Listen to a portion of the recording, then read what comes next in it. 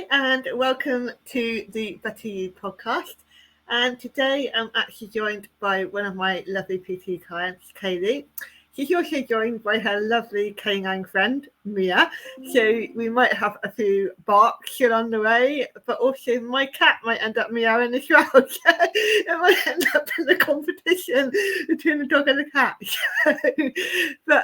I've been working with Kaylee for Kaylee's been coming onto my new HIT class for about 2 years now, and she's been having PT with me for just about a year to 18 months roughly. So Kaylee lives actually up north for me. So she's about 200 miles away from where I live.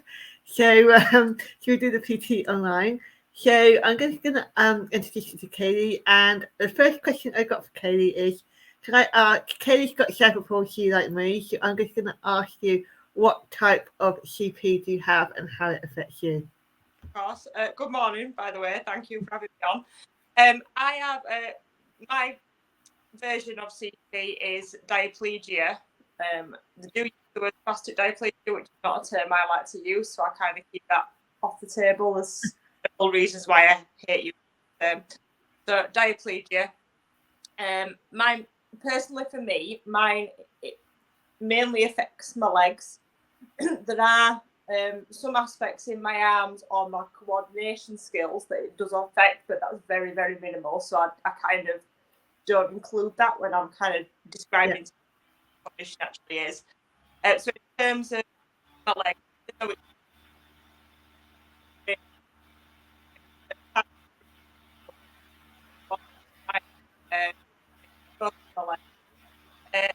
that includes tightness, so lack of flexibility, balance and coordination issues. I really struggle to. I have worked like any form of disability, but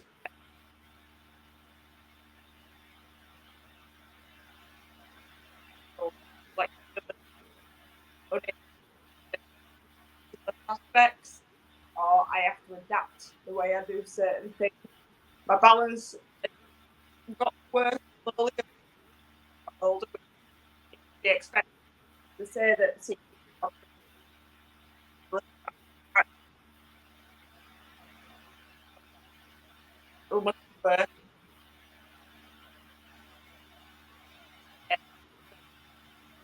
that's the main issue for me. If I had to say three, it'd be tightness, lack of flexibility, balance.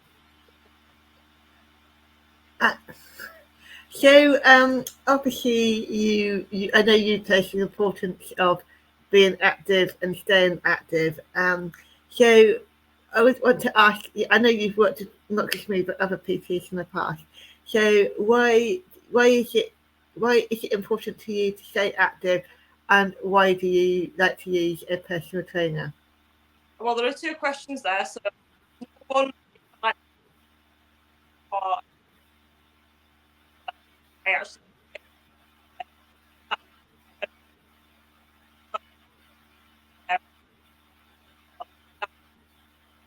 I've got some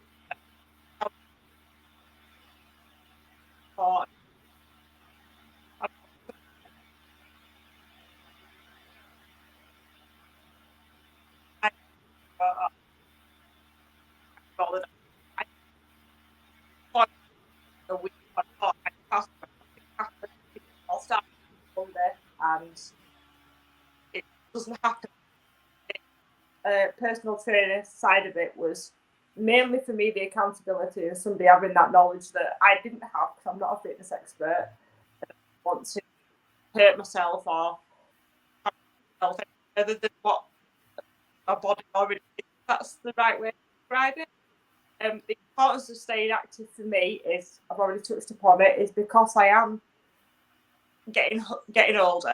If I don't stay active and I don't keep going, I know it's inevitable in years and years and years to come. It's highly likely that I will end up in a wheelchair in my older years, and I want to try and delay that as much as I possibly can. I'm an active person. I'm a very sociable person. I need to keep going in order to allow those other things to continue to be as successful as they are at the moment for me. So that's important.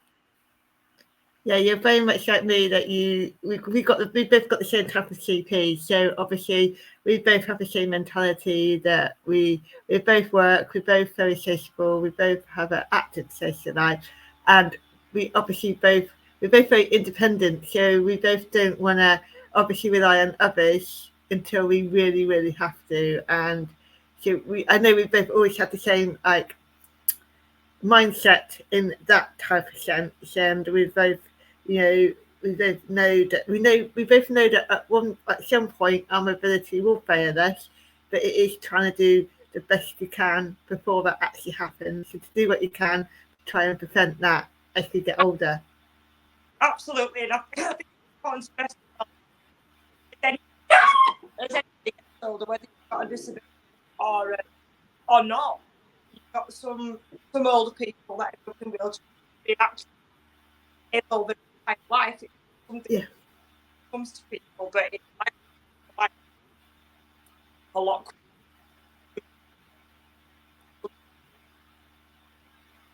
Maybe something that I want to happen yet. I'm not ready. There are certain things I'm doing now that 10 years ago weren't ready to do, but I have to allow my brain to get to that point before I go, right, now it's time. And I'm not ready. I'm not ready there yet. I'm only 37 years old. So I'm really trying to push it that I've got another 10, maybe 15 years right there, and my body might decide, you know what, Kaylee, time to calm down. It's body rather than right back all the time, because I'm very stubborn and I'm very independent. We're very similar because I'm very stubborn and independent as well. So, and I know when I was with my back, I had my back last year, and I had to use a scooter on holiday.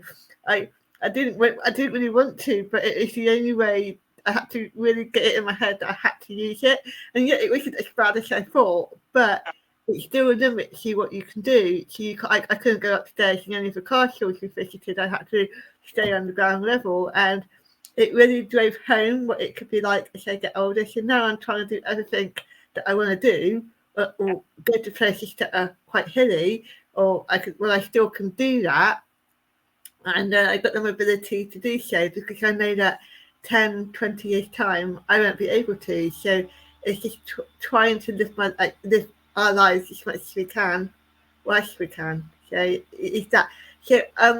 I know that you worked with you had another PT before me. But before we go into that story, I just want to ask, why did you choose me as a PT? I know you were quite nervous about choosing a PT after your last one. So, can I just ask why I was the lucky PT that you chose? Absolutely. I mean, when we first initially met, I signed up for online class. This is lots of time, and I asked to be put on the waiting list, and I was, and then thankfully, I don't know how long it took. I don't think it was a long time. A slot came up, and I will be honest, from previous experience, we'll go into that shortly. I'll be honest, because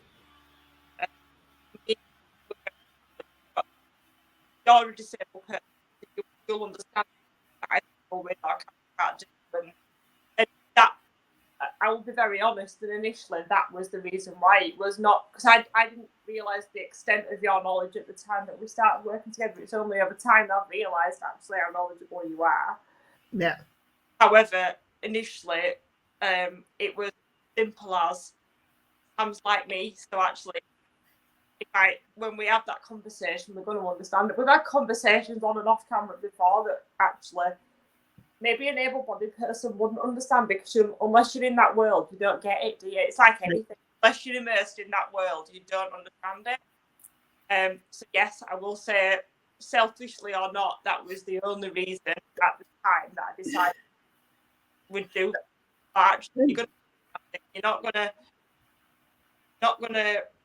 think badly or think any different, or going to understand if I tell you one week, actually, this worked really well, and then the next week it doesn't work well. You'll go, well, that's what it does.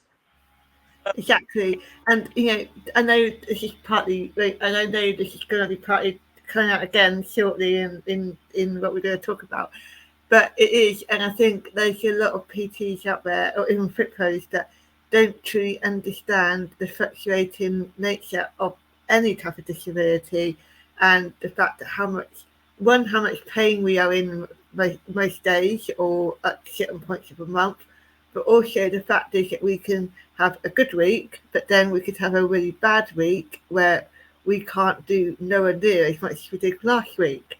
And it just depends on the weather. It can depend on the time of the month. It can depend on just how our brain is working at that moment in time, how stressed we are at work. Because if we're stressed at work, that could be like we could be so pre-fatigued, our body becomes more stressed and fatigued, so it doesn't function the same way.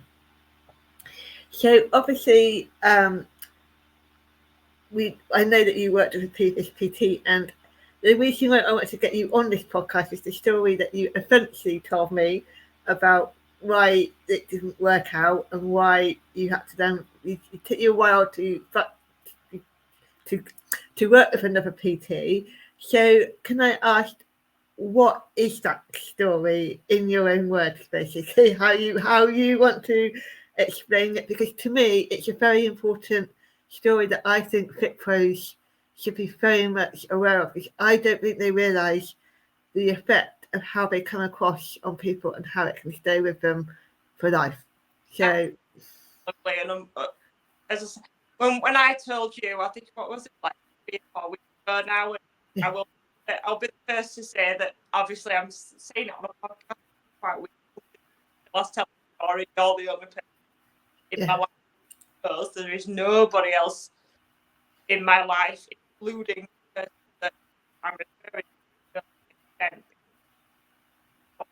that up until this point, we'll talk about it. Put in a box and go away, I'll leave it. But over time, actually, it hasn't gone up. It's not made things any worse as such, but it's not gone away. I'm kind of seems like I'm avoiding it subconsciously. I probably am, because it's like if I don't think about it, I don't have to deal with it. Which is the first time I've ever done that in my life. Generally, I'll face things head on and just do it. But this specific story, so there are ups and downs in this story, and just before I go into it, the ups, when I think about the ups, probably outweigh the downs, because the ups were absolutely brilliant and the word were absolutely fantastic. The opportunities I got, the people I met some of the nicest people in the world, the events I got to attend, and all different things. The ups and the benefits to it were absolutely brilliant. But I started working with a personal trainer who is an able-bodied person. So until I'd started working with him, I had no idea any personal trainer at all had to have specific qualifications in order to work with a disabled person. So it's not something that entered my head. The gym that this personal trainer worked at was actually, the downstairs bit was the physio department, and upstairs was the gym, so it was like physio and rehabilitation, and that's why I was put forward to go in person. So that was fine.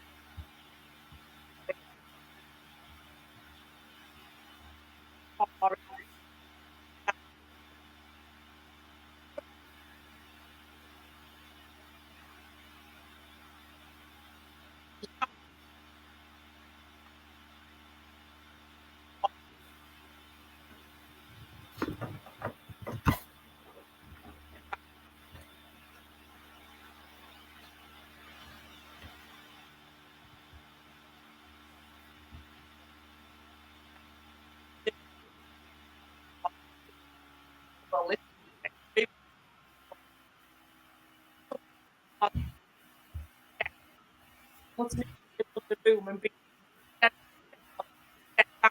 falling. To me,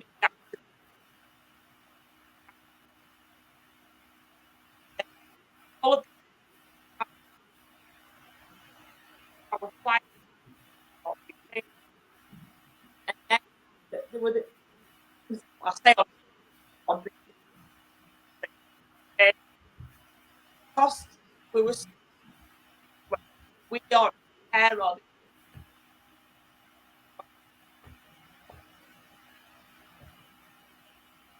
Like,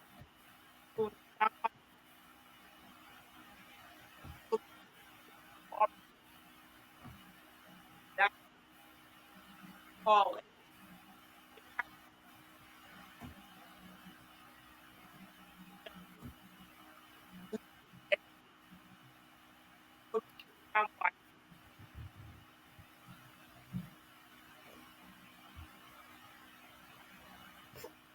Um, or you know, really what the meaning was, but I tried to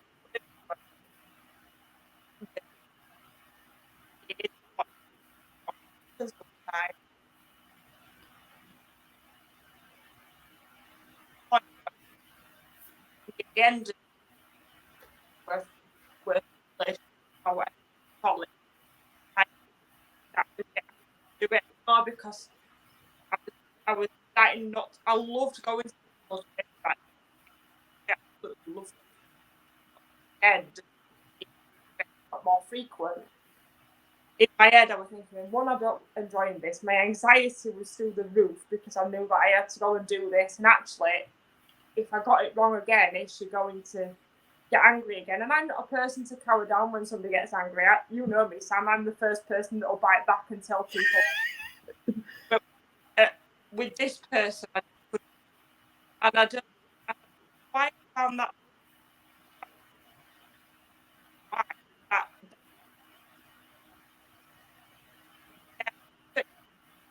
I think it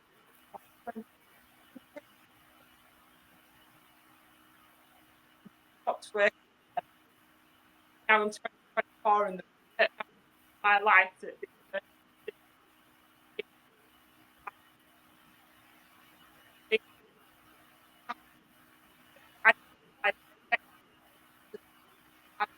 I talking I on up and do it or that I went to, and I've told you about it before, Sam. When I tell you about the one of the got was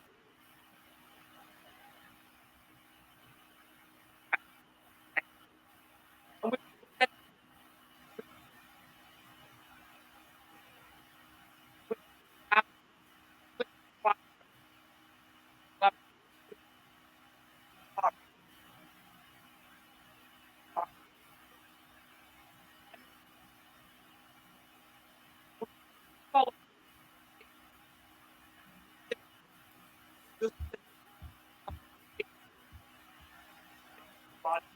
we was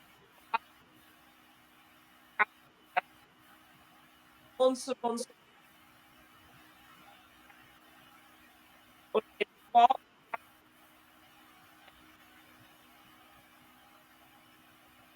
and it's quite a bit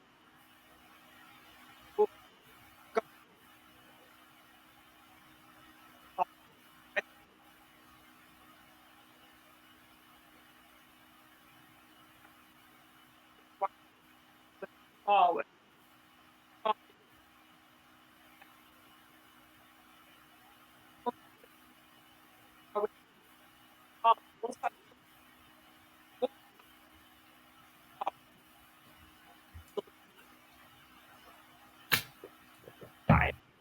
Um,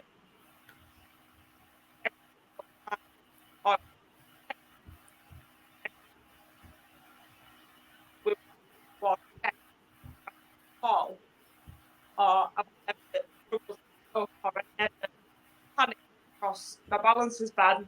Sort of walking down, fall, and that's when she get angry's not the word. And then I thought to myself, you know what? I don't care how well I'm doing here. This part of my life isn't serving my mental health at all. So I need to put that out. Totally good. I never told her why. Unless anyone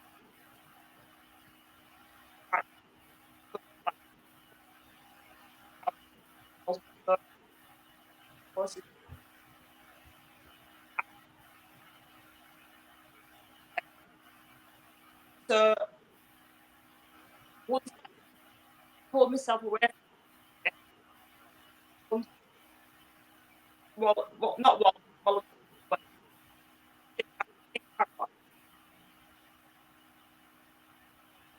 with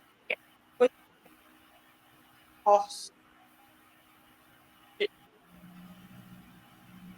what do you call it? We both get what I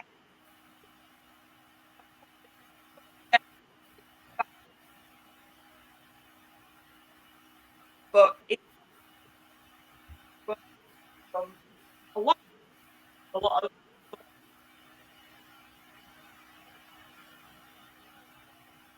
good. It's that part.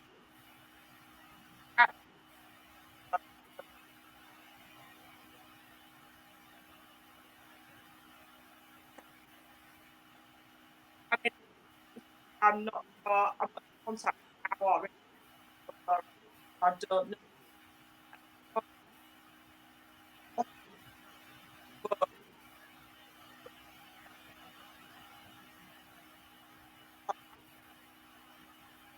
it's our good.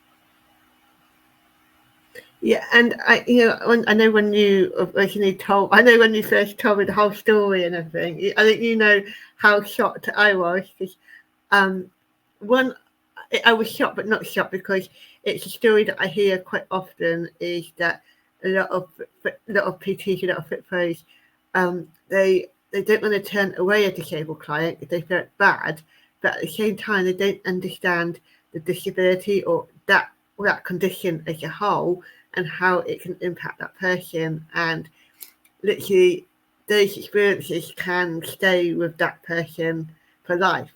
And I know that it still affects you, when you do think about that. So, how does it still affect you now? Because obviously, that was quite a few years ago. Obviously, time's moved on. Obviously, you're now working with me. But I know for a fact that there's certain things that trigger you, and still you still think about that time and that period when you worked with them. So, how does it still affect you, basically? Yeah, it affects me both physically and mentally. I mean, the physical side of it is if my balance days are really, really bad, or if they're not really bad, but I mean, say an open space or anything like that.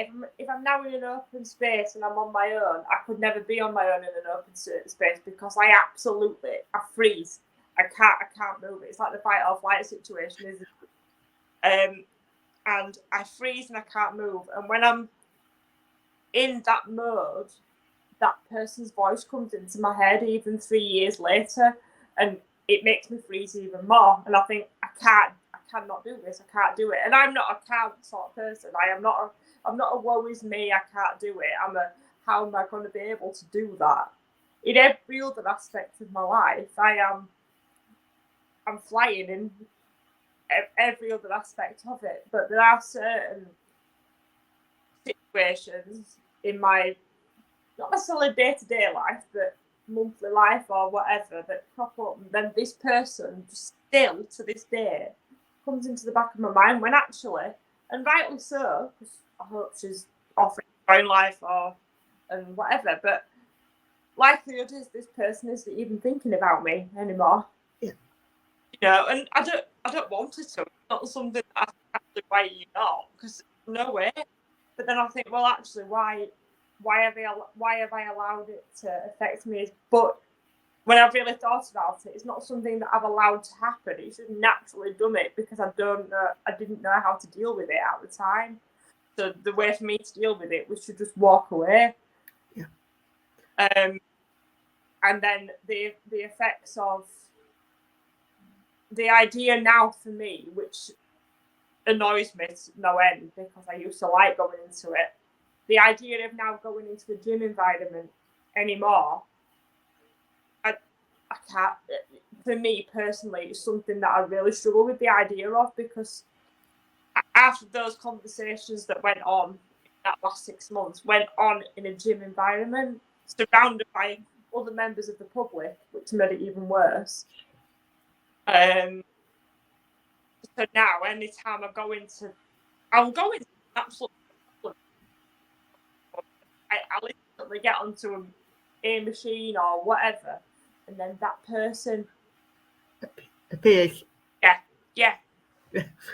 You can't do nothing about it. You can't literally, once it's in your head, yeah, you can put it into a box. You can be busy and forget about it. And at times you've got certain triggers, and those triggers can just open that box up, and it all comes sort of flooding back, and you can't do nothing about that. There's nothing you'll ever do. And it's something that I do try and encourage. Obviously with IQ to the disability qualification, it's showing that me and Sarah, we educate on that, is that we obviously say that every disability is fluctuating. You have good days, you have bad days, you have to have different programs for the different days. That you can't just have one program for disabled client. You've got to be able to think on the spot. And I know those days when you come on to me and said, "Oh, Sam, I'm not in the mood to do that today," and I've literally switched it up on the spot, and we've done a gentle sort of stretching session to suit your CP.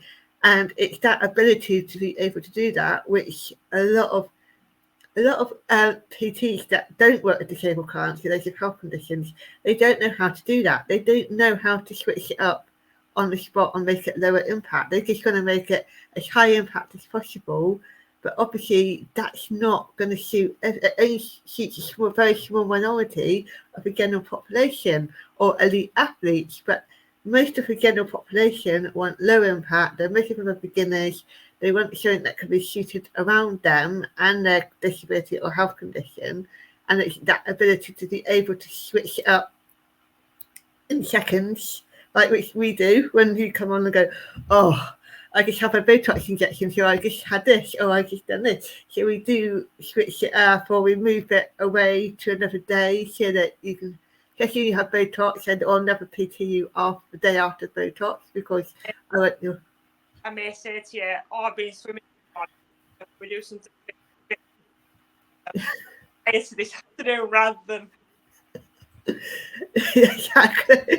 And all my clients do that with me. They go, "Oh, I'm not in the mood to this." "Oh, come on." I'm like struggling. And I go, "Right, I know what we're doing today." And it's just having these things prepared in advance. And I know what I like when I'm on. I can't work out. I can't do my normal workout when I'm on. I struggle big time. So I know exactly what you're feeling, because I go through that myself.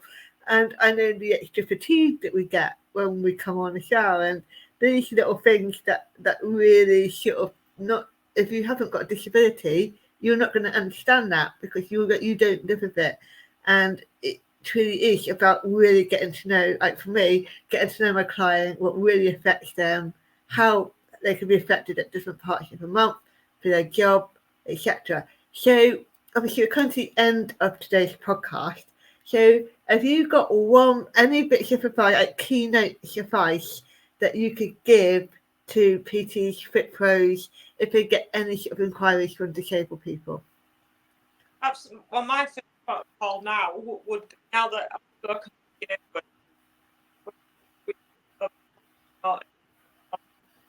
taught me a lot. there are Fitpros out there that are qualified to work with disabled people. So you research, find that person, and there will be a number of them, because CP and a number of other conditions, a high number of conditions, are all linked to neurology, all linked to the brain. That's what most disabilities are. It's linked to the brain in some way or form. So just go and speak to that person. I mean, it doesn't mean don't go to a gym and speak to a general PT. I won't say normal, but a general PT, just for seeking any advice to where do I actually go from here. That's fine, you do that and whatever else. But always now, I would always shout from the rooftops, find somebody that's qualified into that, because whether it's or any other condition, you don't want to hurt yourself or damage yourself, and you go from your personal experience when you have conditions or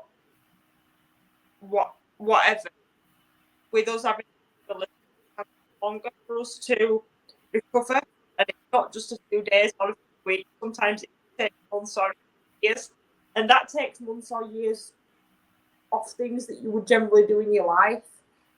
And life flies by far too. You don't want to waste time by that.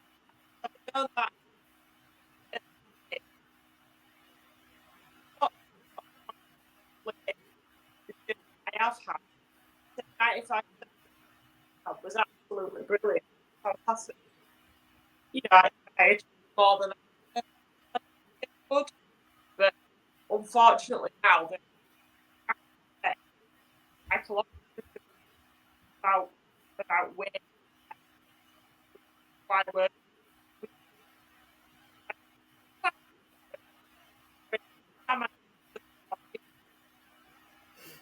that with somebody rather than, I mean, I'm surrounded by amazing friends, family, and absolutely incredible colleagues at work that do anything for me. But in my entire circle, apart from one other person, I'm the only disabled person. So having conversations with other able-bodied people is really, probably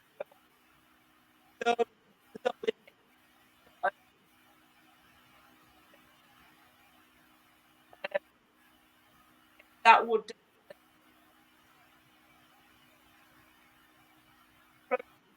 Google it. There are loads and loads of people out there Google it. Unfortunately, a lot of people out there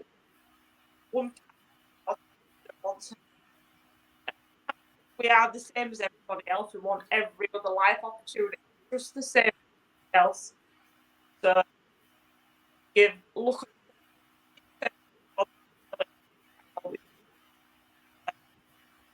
then work and adapt around that with the appropriate support. Expert. Exactly, yeah. And, actually, I just had a stat come into my head. There's 76% of disabled people that are not active that want to get active. So if you're a Fitpro, it is a good time for you to get qualified to work with disabled people. And I'm just going to throw this in before we finish. There's a thing called a purple pound, and a purple pound is where the money that is spent by disabled people, and it's not being spent. Millions is not being spent in the UK because of inaccessible facilities. It could be cafes, leisure centres, qualified fitness professionals. So if you really want to tap into that, please contact me, because we have got a qualification in June coming up. So if you would like to take part in that, contact me. And I also want to thank Kaylee for coming on today, very thankfully talking about her horrific story, as I say. I'm quite embarrassed about, as a Fitpro, I'm quite embarrassed that PTs can act like that and actually think it's normal and okay, and they don't actually think about the consequences of their actions on that actual person that they're working with. And as you said, she's not going to be thinking about you. She would never be thinking about you onwards, but you've still got that anxiety and that memory there, which will be there for quite a long time. So obviously I'm really thankful that you came on to talk about that. And so thank you. And I will see you on the next podcast. But I am going to be interviewing and asking questions of another PT, a CP, who I had on a life disability qualification. So I got Johnny coming on next, and Johnny is another PT with the same type of CP actually as me and Kaylee. So it'd be really good to talk to him about his journey and how he qualified and the type of clients he works with. Because again, he's got slightly different clients to me, so it'd be good to talk to him. Thanks again, Kaylee, and I'll see you on the next podcast.